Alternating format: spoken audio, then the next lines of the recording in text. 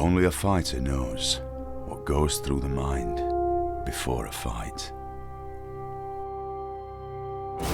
The preparations, the rituals to mask the fear. Fear of these last moments of uncertainty before it's time to face the crowd. It's the late 1400s in Tudor England, and the fight is on. A knight is born and bred to fight. Today, new research is uncovering the world of the medieval tournament and the fury of the combat on foot. Exploring how the Tudor knight fought for money and renown among his peers. Shedding light on a time when war and sport were one and the same, and the honour of a knight depended on his skill with weapons in the ultimate martial art of the Middle Ages. A knight is taking on superhuman ability. The disfigurement and scars were terrible, and obviously a sign of great experience. They are wearing their armours and weapons of war, and they're dying just as in battle.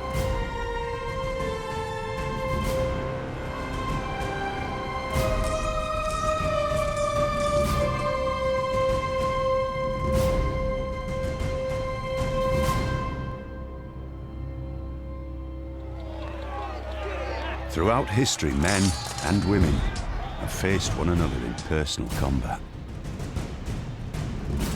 At close quarters, one-on-one, face-to-face. They fought for honour, to settle bitter disputes, for prowess, to prove courage and skill, and for sport, to win glory and respect. From the pageantry of the medieval tournament ground, through the deadly rituals of duelists on the field of honour, to the savage backstreet arena of the bare-knuckle prize ring. It's these worlds that Fight Club explores.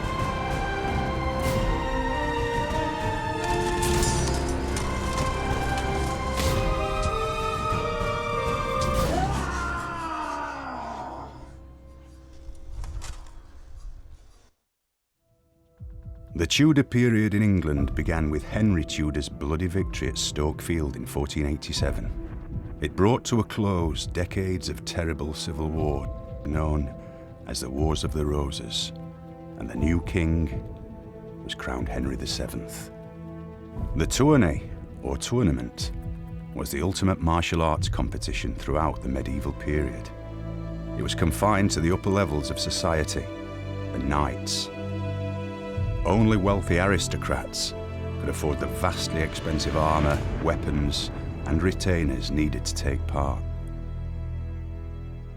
A knight has huge cultural importance. He's not just a warrior, he's a lord, he's a leader of men, he's a symbol. He's a heroic symbol. Karen Watts is Senior Curator of European Armour at the Royal Armouries in Leeds.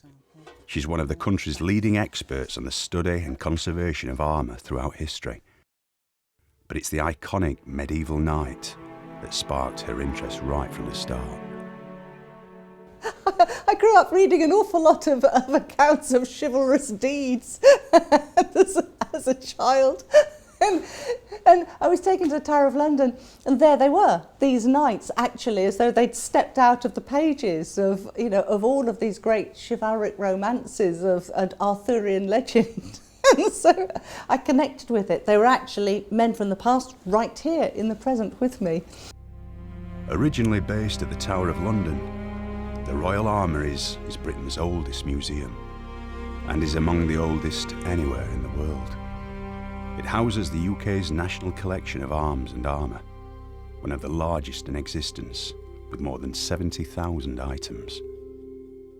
Well, the amazing thing about armour is that it is material culture. It's so much better than just simple written archives that are descriptive and will give you a certain amount of information. The objects talk, and the whole thing that I am aiming to do is to get those objects to speak to me. and they've travelled from the past, they've had a history. And then aside from that, there's all the great artistry of the object. It's displaying the skills of those craftsmen in the past that we can visibly see and study now. So it's sculpture in steel as well as being a piece of bodily protection. It's completely functional. Ivan Williams is a sculptor and artist. He's been studying arms and armour for most of his life, and he's fascinated by the skill and craftsmanship of the people hundreds of years ago who produced them. It's an almost completely forgotten art. As a designer and artist, the most inspiring thing in life, you realise, is nature. Everything around you is so much greater than anything we can ever make ourselves. Animals evolve to be certain things in certain environments, to defend themselves, to be able to move, fly, swim, whatever. Armour evolved to protect people. It's just like growing a carapace over yourself, and it's made by another craftsman to fit you. It's tailor-made. It has to function. It has to be also strong enough to stop penetration of sharp and pointed weapons. And at the same time, follow the fashion of the day. Ivan Williams has come to the Royal Armouries to meet with Karen and find out more about the way armour was made, and see for himself some of the most important surviving pieces in the world.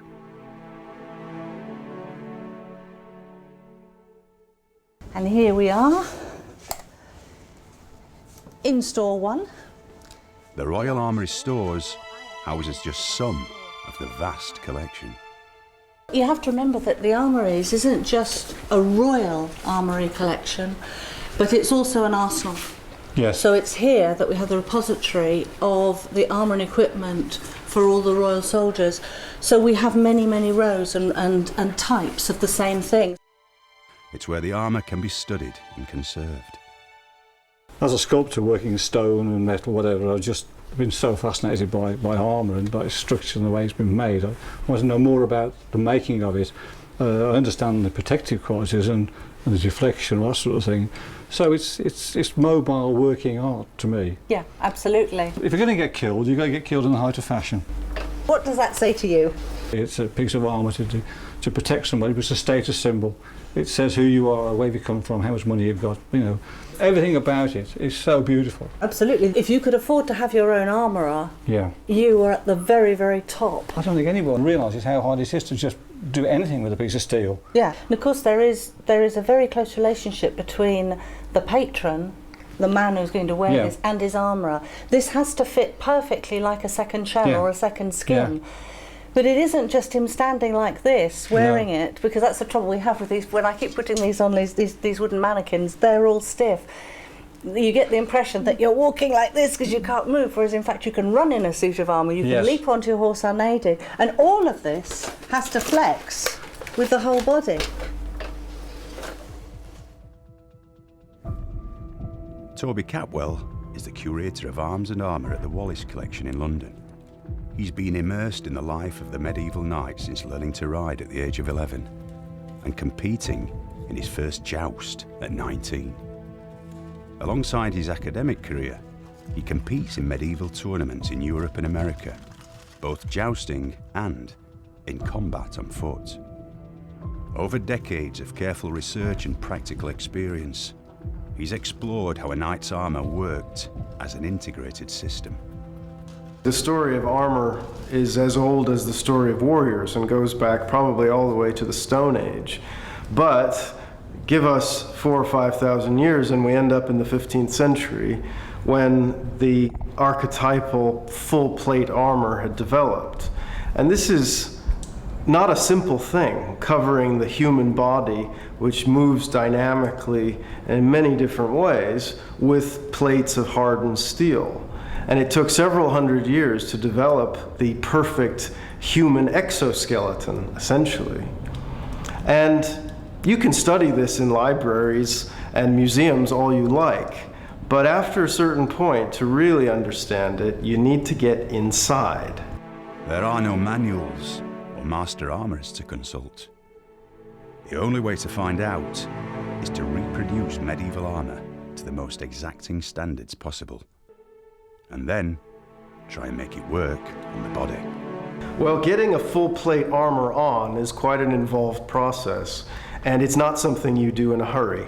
I mean, if I really needed to, I could get this armor on in about 15-20 minutes. But really, I want to take my time. I want to make sure every single piece is precisely right. And if I'm taking my time, putting an armor on from head to foot takes about an hour. We always fixate on the metal bits, because that's the exciting part, the obvious part of an armor. But what's going on underneath is just as important. You know, the garments that you wear underneath the armor are absolutely crucial. And the doublet especially, the coat that I'm wearing is essentially a foundation garment.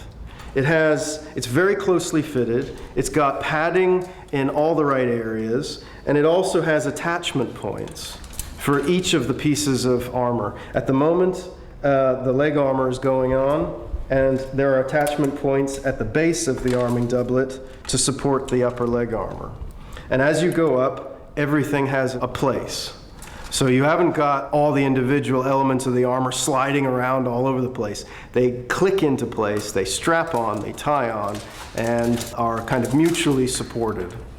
All knights would be aware of the culture of chivalry that surrounds them as a warrior class. And they'd all be aware of what was important, what was thought of as being important. Not only being a virtuoso fighter, but also being elegant, being graceful, having manners, and never, for example, showing that you're in pain. This is fine-tuned stuff. You have to have it tuned just perfectly. You can see here you've got around the knee, there's an articulated joint. And that articulated joint moves perfectly with my articulated joint. And if this plate is either slightly too high or slightly too low, the joint in the armor doesn't match up with the joint in Toby, and it stops working well. I start getting uncomfortable, I start getting upset, it stops working as well as it should, and the whole thing starts to fall apart.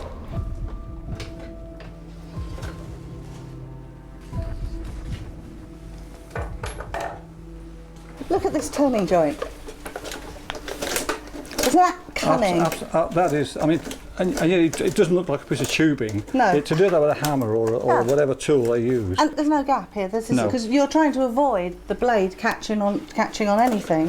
So it swivels perfectly, and the whole arm can fold in. That's really nice. And I mean, when you bend that, see how that fits around that. At no point does it lock up. If you straighten that down, it'll still move, won't it? Yeah. Yes. There you go. Yeah. So that to actually sort of work out how it's metal to sort of leave, to do that rollover, because that goes right the way around and around the back from what I've seen of them, and it's really quite chunky metal. So to get that rollover, which tapers as well, I mean, it's a beautiful shape, it's even both sides, and then to put this rope form in, the actual line there is difficult enough without sort of trying to put it in with a chisel or whatever. And to get it on, it's a twin line as well. It's been cut in. It's absolutely beautiful everywhere. Nothing else but admiration. I just wish I knew how they did it.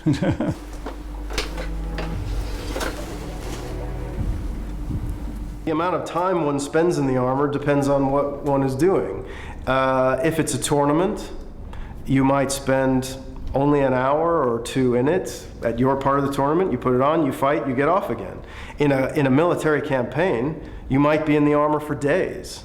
You might and only have a chance perhaps at night to take your part of your body armor off, but if it's a tense situation, you don't know what's happening, you could have to spend days in this equipment. So it needs to fit. If you're spending serious amounts of time in it, any little irritation is going to be magnified exponentially. So if I've got a little bit of a lace that's just digging me in the back of the leg, I can put up with that for an hour to joust and then go home. But if I'm in this for a week on campaign, I'm going to be really upset by the end of the first day, and I'm going to be in agony by the next morning. So everything's got to be absolutely perfect. When we realize how carefully fitted the armor has to be in order to work as well as it possibly can, we rapidly realize that the armorer, this master craftsman, this sculptor in steel, is not just a metal worker. He's also a kind of biomechanic.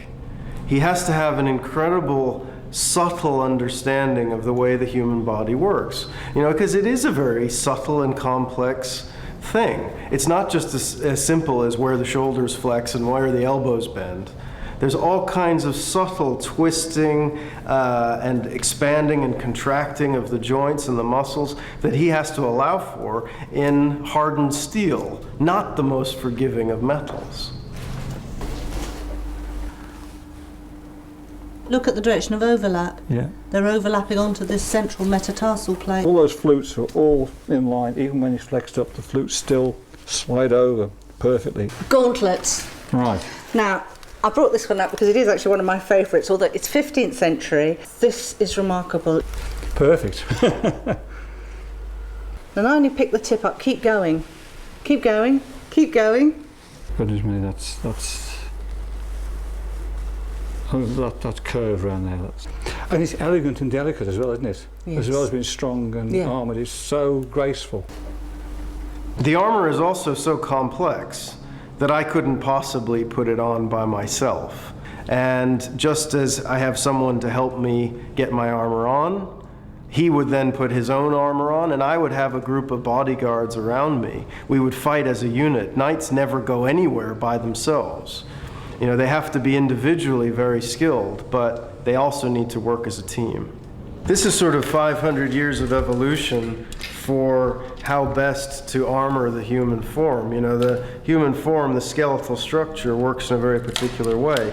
But what is the best arrangement of plates, and how does that break down in terms of the proportion of the skeletal structure is a really interesting question. You know, it's a kind of roll cage in a way. And even if a high-powered weapon was to get through all of these layers of steel, it still has to travel a fair way through before it gets to me. Most weapons that hit me are just going to bounce off or slip off, or they're not going to grab me. And on the rare occasions that they do gain purchase, you know, there's 3 or 4 millimeters of steel they need to go through before they get to me, and they might then encounter a layer of mail, and then several layers of textile. And, you know, by then, most of that energy is gone. When you start to put on an armor like this, and you realize what it can do, you very rapidly understand that a knight is taking on superhuman abilities. You know, he can survive terrible physical punishment that would kill an ordinary unprotected human being. And with the power of his horse, he certainly has strength and speed well beyond what an ordinary human has. The armor can be configured for either combat on horseback or combat on foot. So I tend to be a horseman most of the time, so let's go with that first. One of the most important pieces of equipment for a 15th century mounted knight was his so-called lance rest. Although it does support the weight of the lance quite effectively. What it's really about is impact. When you lock your lance down onto this arm, it becomes much more secure, and when you hit someone, the force of the impact goes through your center of gravity, rather than just through your grip. So with a lance rest, I suddenly can hit someone 3 or 4 times harder than I would be able to if I didn't have one. Fighting on horseback is a very asymmetrical activity.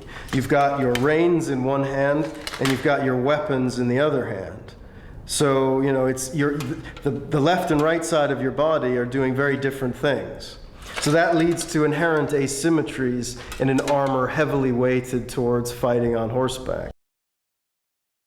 You really need to wear the strongest visor available. And that, of course, takes down your ability to see and to breathe and to communicate. But the protection is really essential. Those are sacrifices I'm quite happy to make when people are hitting me in the head with lances. Armour protects you completely, so why on earth did anybody ever get hurt or killed in battle? Henry II dies at a French tournament because he lifts his visor up to breathe. And of course he doesn't close it properly, and he gets a splinter full of lance shards into his eye and dies horribly 3 days later. Do you think that'll fit me? It might do. Put down. Oh, great. There we go. With a blade, I'm not going to be able to lift any of these plates up because you're fully protected. But you've still got vision holes here, vision slits, so that enables you to see properly. Yeah.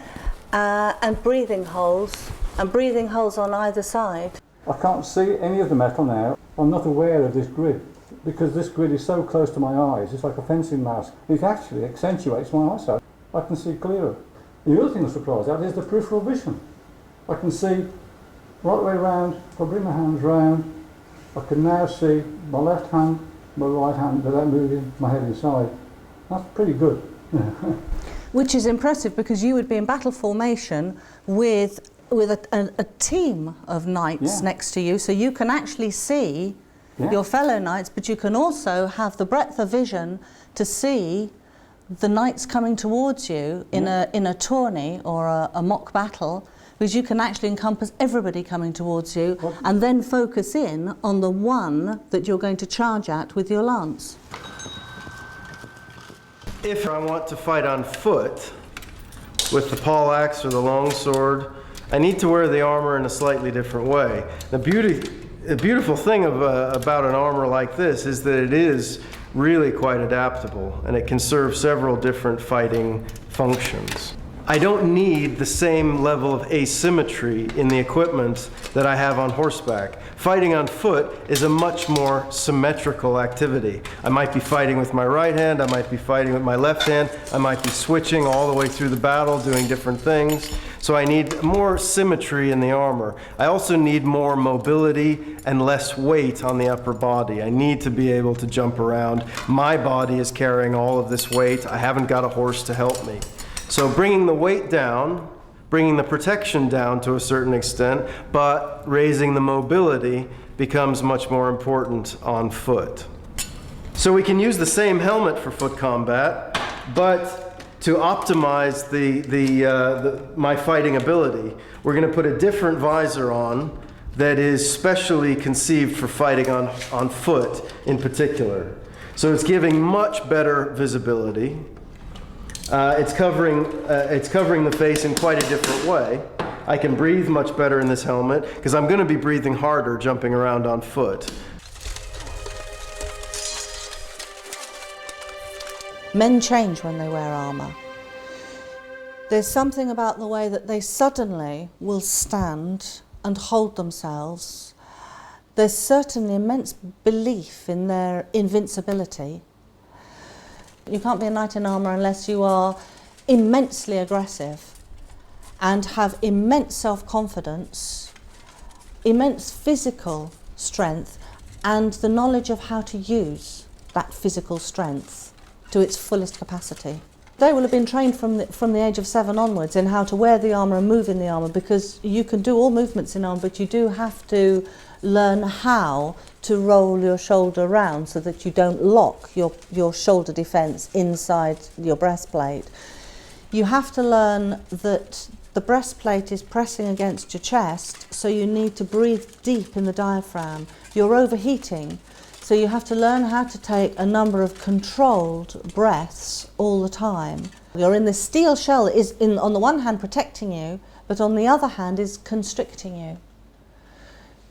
They have to know how to overcome all that and believe and know precisely how they can move and fight.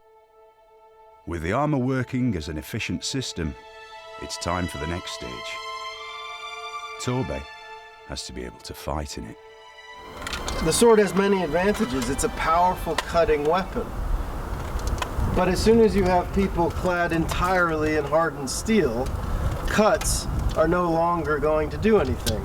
The sort of attacks that I would use if my opponent was unarmored or wearing minimal armor, cuts to the face, cuts to the body, are not really going to do anything against him at all. And a sword can be adapted for fighting in armor, but it has to be used in a very different way. Very often you read about what was called half-swording technique, where actually you're shortening a long sword like this and gaining much more close, very specific control of the point. And the reason to do this is so that you can get in the gaps of the armor, into the face, into the underarms, prizing between the plates rather than trying to pierce them themselves. You know, the center of a knight's armor, certainly in an Italian armor like this, is crossbow proof, it's longbow proof, and it's very frequently firearm proof. So you're not going to get the point of a sword through it. When you're considering the gaps that might present themselves in an opponent's armor, sometimes the armor responds in some quite interesting ways. For example, if I was going to try and get between the plates on Dom's chest and his neck, if I'm trying to go underneath there, I hit the stop rib that's been applied to the breastplate. They're expecting weapons to be sliding up, and they get caught on this applied plate under there.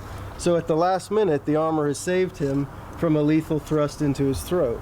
Even if this stop rib were to fail, he's still got a couple layers of mail under there as a last-ditch attempt before I get to him. There were different weapons used in the combat on foot. Swords, sometimes spears or javelins. The most fearsome form of combat in the tournaments involved the poleaxe, or more correctly, the poleaxe. It's important to say something about the word itself. This is poleaxe, P-O-L-L-A-X-E or A-X, not pole. It's not a pole weapon, it's a pole weapon. It's a head axe. What that term actually means is probably somewhat debatable. It's been explained by saying, well, it's a weapon for cracking people's heads, but actually you do a lot of other things with it. It could be explained simply because it's a very long axe as opposed to a wood axe or something. It should be as high as your head, so maybe that's the derivation of the word. It's hard to say. And a lot of different heads can be integrated into a weapon like this. This one, for example, has an axe blade combined with a long, sharp fluke on the back, and of course the top spike. It's a strange kind of multi-tool in a way. Whereas another very common variant is to retain that long curved spike, but instead to have a hammer head, a crushing weapon on the other side. The axe blade, again, though more useful than a sword blade, is probably of limited value against a fully armed knight. So switching it round to the beak is probably, if you want to hurt someone, probably the thing to do. A lot of the best and most effective poleaxe fighting technique spends most of its time with the cue, or the tail of the axe. If I'm blocking a blow, I can then use the leverage of the axe to push my opponent over. If it's a tournament, push him out of the ring. If it's a battle, push him down on the ground. The popularity of tournaments in Britain varied throughout the Middle Ages. In times of famine or plague, they were less common, and during wartime, it sometimes flourished. It often depended on the king. Under the warlike Edward I, Hammer of the Scots, tourney became extremely popular. The tournament was good training for war. These are martial games, and the way that war is fought is with mounted knights on horseback with their lances couched under their arm, passed over their horse's neck, and you pass left side to left side. And it's a team. It became a team sport because war is lines of mounted knights charging against each other. Certain knights would gain in power and dominion through their reputation on the tournament field. William Marshall did that. He was a minor knight who became one of the most powerful men in England because he was successful on the tournament circuit. But right at the beginning, they are wearing their armours and weapons of war, and they're dying just as in battle. So they're banned and prohibited. There's a number of edicts that are led out by kings and popes, banning tournaments. However, the French carry on fighting with, in the same way and having tournaments, and it's noted that they are actually braver in battle and more successful. So at this point, this is where we begin to see that tournaments began to be licensed under Richard I, for example, and rules and regulations are brought in of what equipment that you're going to wear, what weapons you're going to use. Gradually, they bring in more and more rules and more protective clothing, and that is to say protective armour. So they wear their armour for war, and then they start wearing reinforcers on top of it to give that extra added protection. Former surgeon Mick Crumplin is an expert on medical techniques throughout history. He's researched the injuries inflicted by different types of historical combat. I would love to have done a post-mortem on a lifetime soldier in medieval times. I think you would probably find a lot of healed broken bones of the arm and wrist and even the hands, and obviously injuries around the head and neck. If you're hit by a blade or anything on the face, there was no accurate suturing, so the disfigurement and scars were terrible, and obviously a sign of great experience. No doubt a spike would go through plate armour. It would, with sufficient force, I'm sure, but a lot of metal protection presumably dented, and you got enormous contusion injuries inside. And in the head that would be a problem, because although you can not have a skull fracture, you can inflict enormous damage on the soft jelly-like brain, because in normal consistency the brain is very soft, and if it gets shaken about and jarred, what we call contre-coup injury, in other words you get hit on one side and the brain rams against the other side of the skull, you get tremendous internal disruption on a microscopic level which impairs function.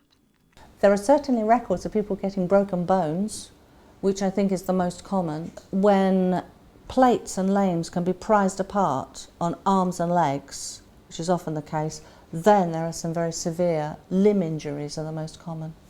The wound man is quite remarkable. It's unique in showing the various types of ghastly wounds that can be inflicted on both military and civil people.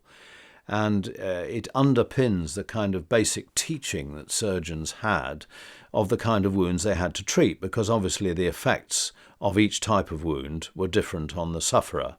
So you had contused wounds, which really means bruising and soft tissue damage, but the tissue surface remaining intact. Then you have lacerated wounds, where, for instance, a cannonball or a shot will pass through your tissues and leave bits hanging around, and it's torn into you. And then you have punctured wounds, which are inflicted by sharp pointed weapons, such as the long sword.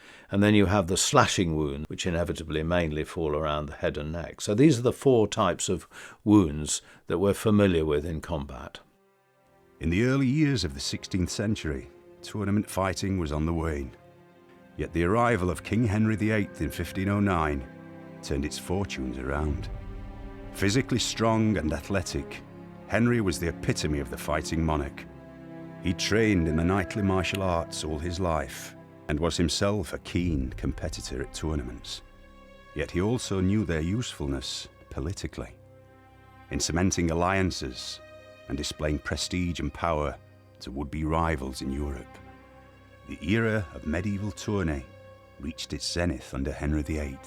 In 1520, he staged the greatest ever known.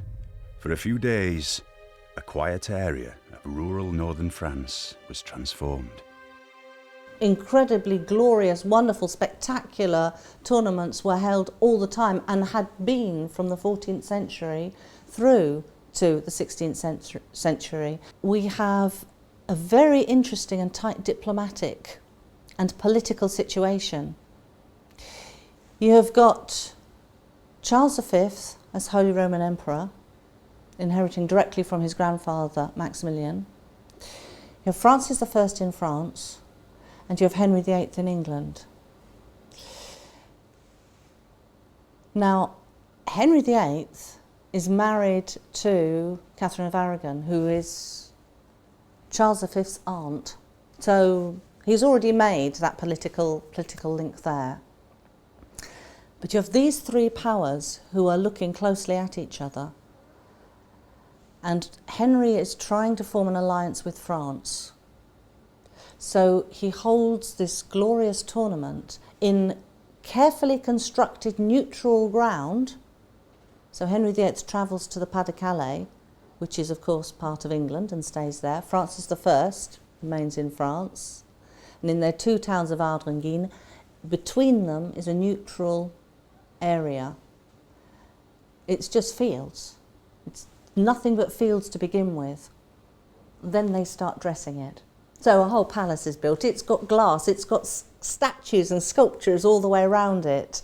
There are wonderful tilt yards are made. A tree of honour is constructed, symbolically and politically entwining the two great trees symbolising England and France, on which were hung the shields for the combats. Such was the opulence of the rich pavilions and banners that it became known as the Field of the Cloth of Gold. It was far more than just a tournament. Henry was determined to impress.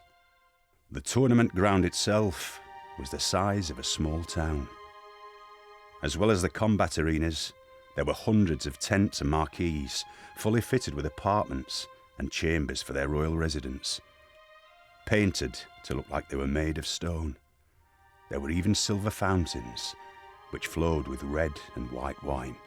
An amazing amount of luxury was dispensed on just this incredible scene setting. And you think, well, this is all about play acting, this is all about pomp and diplomacy, wonderful parades and processions as each king enters every day, as the queens are there. They break off each Sunday for special masses, and it's all done with glorious pomp and circumstance. But the one thing you have to remember is that these two kings genuinely loved fighting. They had never met each other before. They were curious about each other. They were curious about each other's physicality. Henry commissioned a special suit of armour in which to compete in the combat on foot. It can still be seen in the royal armouries today, complete with telltale mistakes in its decorations, brought about when the armour had to be modified to suit last-minute changes in tournament rules. Henry VIII founds his royal workshop at Greenwich, and he has as his master armourer Martin van Rooyen. And Martin van Rooyen creates for Henry VIII a magnificent, fully articulating steel armour where every piece locks into every other. If you look at it, the helmet locks into the collar, that locks down into the thighs, that lock down into the feet. The arms are all locked in place. This is an armour that doesn't have any chinks in it. No chinks in this armour whatsoever. It's a glorious fitting armour all the way around him. It's a magnificent feat. 3 months before the tournament, the French changed the rules. Now, they were entitled to do this, and they specified a different weapon. Now, this means that they're now going to use the big two-handed sword. They're not going to use the poleaxe. They don't need this fully articulated armour. This armour is almost ready. It's still black from the hammer, and the last piece is waiting to be put on it, which is the standing neck guard for the shoulder. And today we can just see the holes where it would have been.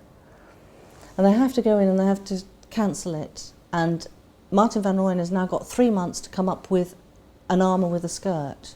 Well, he couldn't make an armour from scratch in 3 months. So they had to look around for pieces that Henry already had and adapt it. So the great bassinet helmet, one of the most crucial elements, has got Italian armourer's marks on the back. So it has clearly been an Italian piece that the king already had, and it's been placed on him. You know, they've then created fully symmetrical armour, symmetrical arm defences, leg defences, and this big skirt, which they've then decorated hurriedly. They start off very well and they run out of time to do the decoration. They have managed to put a Virgin and Child on one side of the helmet and on the shoulder, and a St George and the Dragon on the other helmet and shoulder, and the collar of the Order of the Garter around the neck, Though they don't quite finish doing all the decoration at the back, but the front looks fine.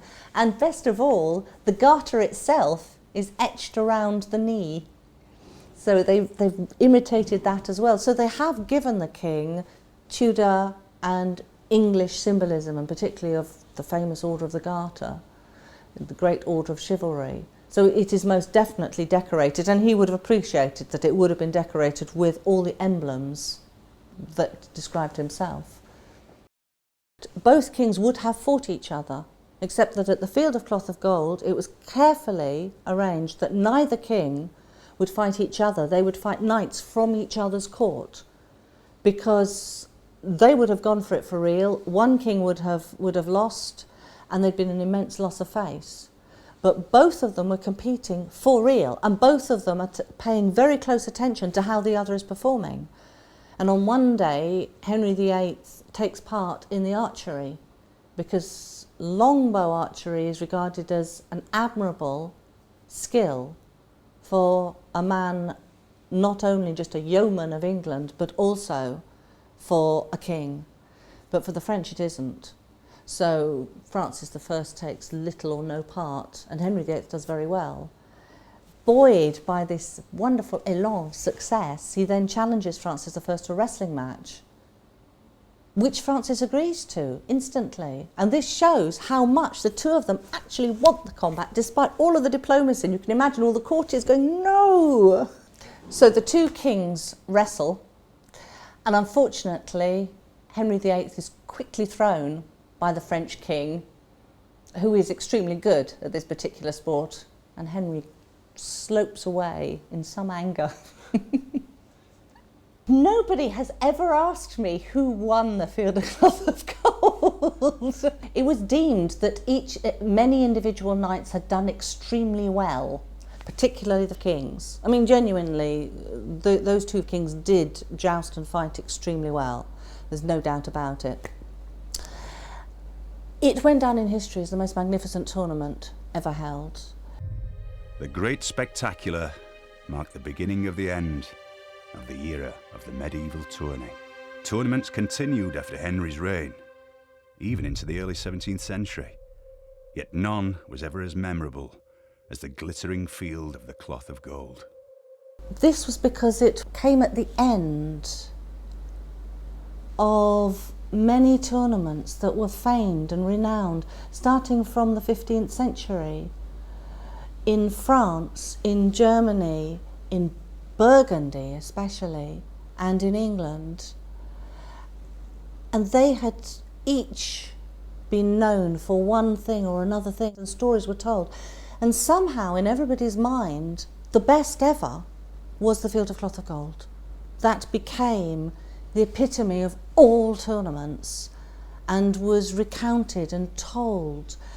And Edward Hall produced a chronicle in which he described everything in lavish, glorious detail, all the costumes, what the horses were, the feathers, the wine, every single detail. And people talked about it and recounted it for not just the few years that passed, but for decades that passed, for this next century that passed. An extraordinary thing is that it still holds sway today. As the era of gunpowder took hold, the role of the armoured knight on the battlefield diminished, and so in turn did the tournament of arms. Now, hundreds of years later, the medieval knight, armed with sword or lance, remains a symbol of the far-flung times of the reign of chivalry.